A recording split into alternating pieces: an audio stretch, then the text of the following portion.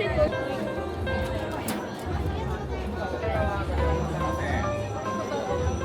ただきます。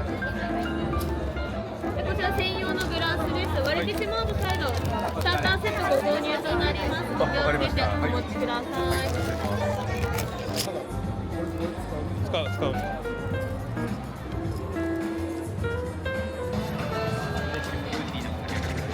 ゃあ100でもらって。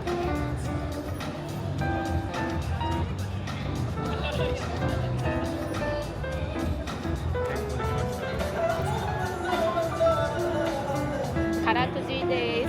で、純米酒がほぼうまみが強いと本当におメロの香りしている大金町はどちらがいいですか？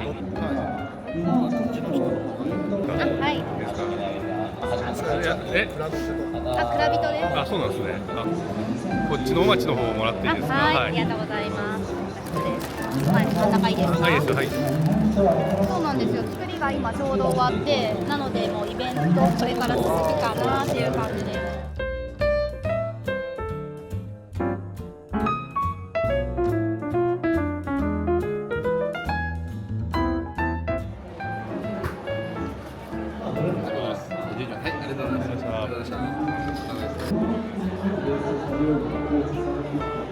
素敵なあれです。そうですね、ラベルの通りなんか若草みたいなイメージにはあります。ちょっと春っぽい。なので今日あるかわかんないですけど、ウドだったりちょっと臭みがあるようなちょっと渋い感じ、フキノトウとかに合うかなと思います。